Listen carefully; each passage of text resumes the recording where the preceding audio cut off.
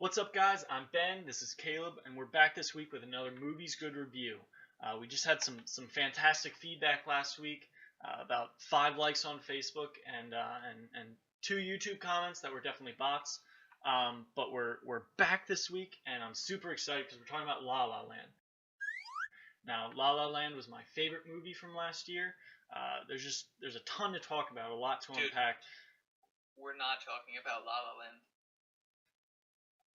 I said I was only going to do this if we talked about La La Land. We literally just saw SpiderMan Homecoming. Why would we do a movie that we saw 6 months ago? Can we start with the video then? I'm Ben. And I'm Caleb. And we're talking about Spider-Man Homecoming. Hey Peter, you coming tonight? I can't tonight. I got the Stark internship. What's up, guys? Mr. Stark, here's my report for tonight. I stopped the Grand Theft bicycle. Hey, could you do me a favor? Hold on to that. Is this anybody's bike? Oh, I helped this old lady and she bought me a churro. So, that was nice. I just feel like I could be doing more. Wait a minute. You guys aren't the real Avengers. Hulk gives it away. New move I'm working on? Not bad. Oh, God, this feels so strange.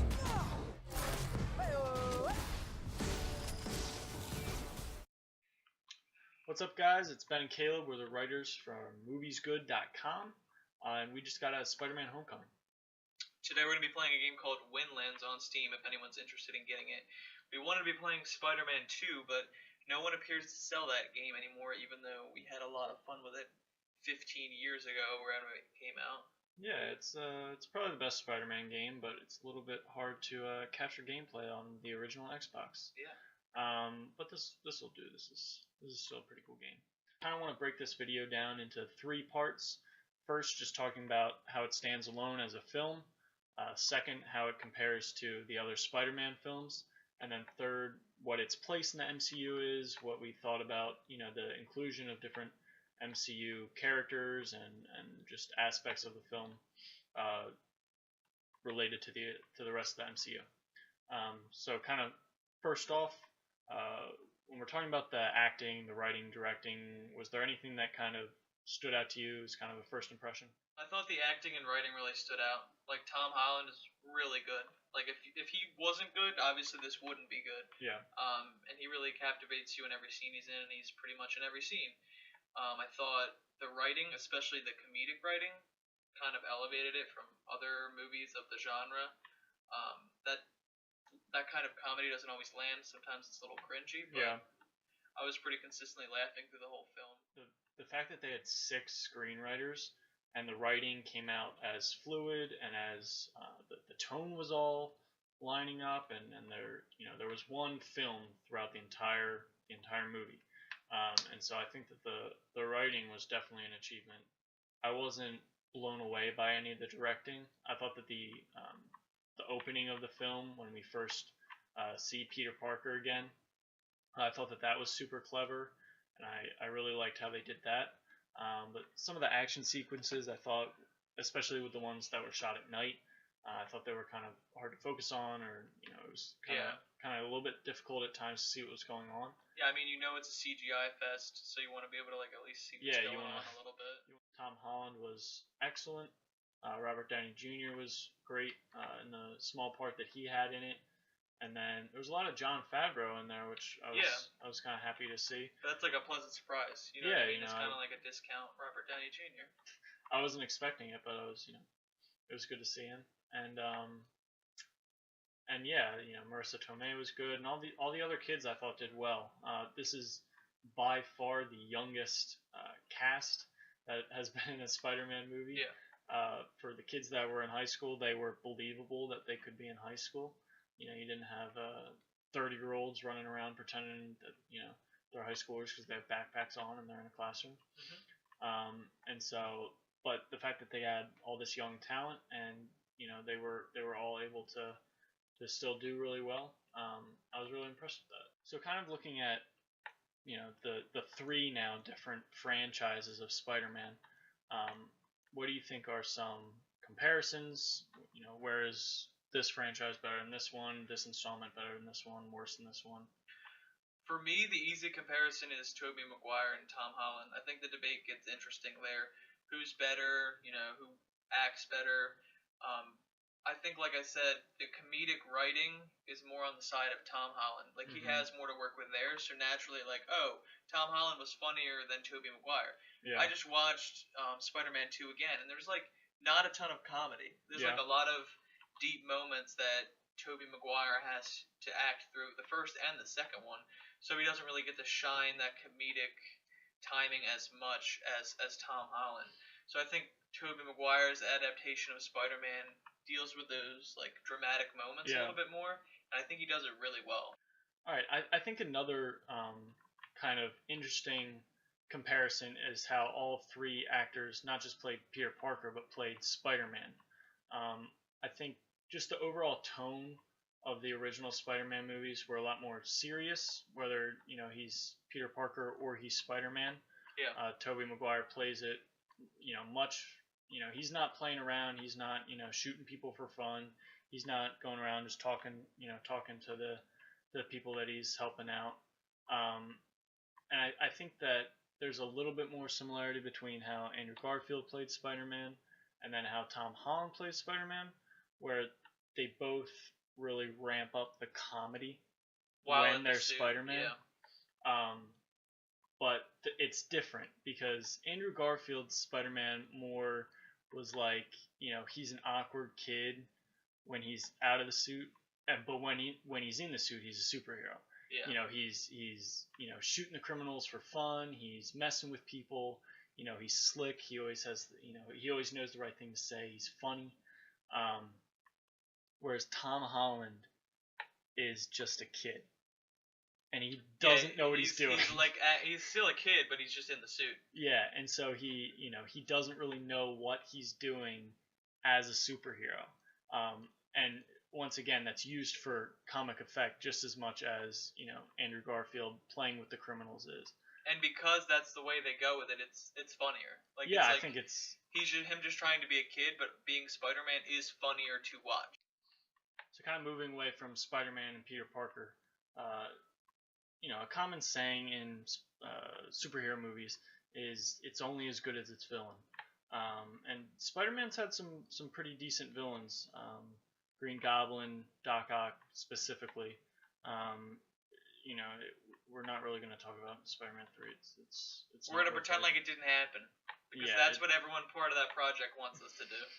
Where do you think that Michael Keaton falls?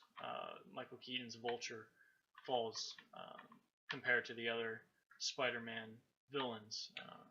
I think it goes from 1 to 3. I think it goes Green Goblin, the Vulture, and then Doc Ock.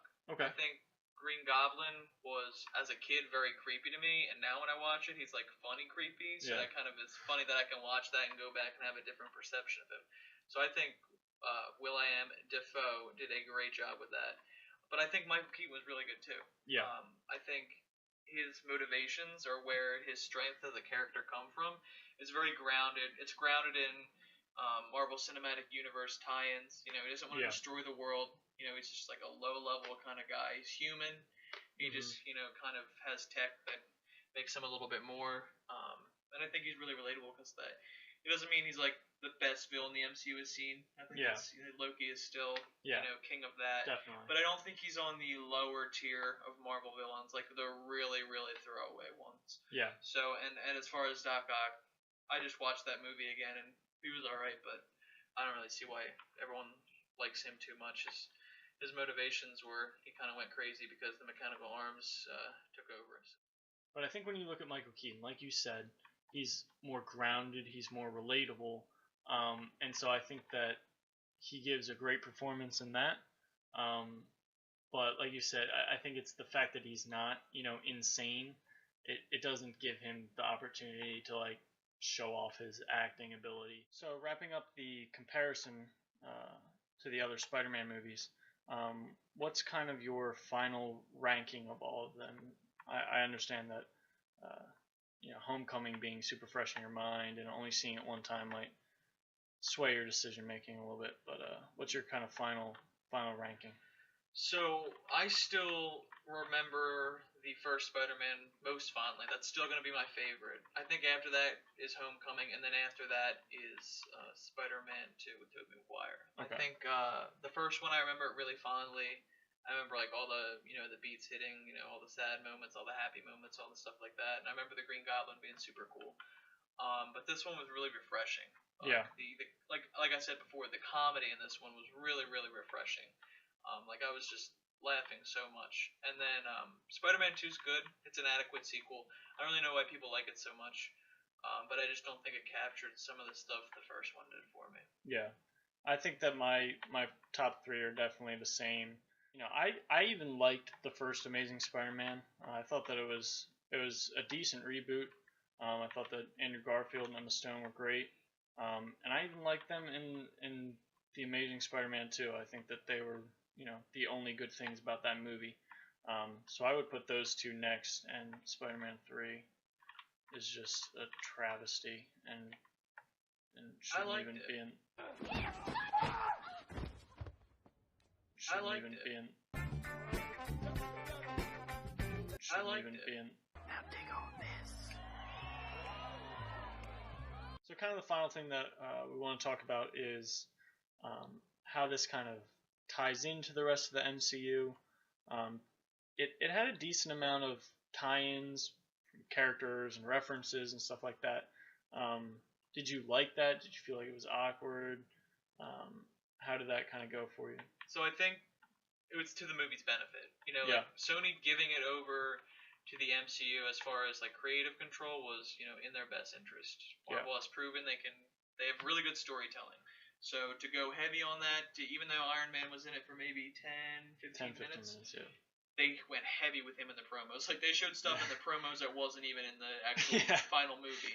But that was smart. Like you can't say that wasn't smart because absolutely. he is a money maker. And it's like when you show Jared Leto in Suicide Squad and then he's not in the film sucks. You're like, well, that sucked. But at least when the movie's good, you don't say that. Yeah, exactly. You know what I mean? I think the references go a little heavy sometimes, Mm-hmm. but I think there's also some really creative ones in this. I never thought I'd be a person to be like, hey, stop the MCU references, but we've gotten like 16, 17 of these films now. Like, I understand it's in the same universe. Give me something a little bit more clever, add to the story a little bit more than just making a comment about Thor's hammer or something like that. And I think they have those and they don't have those.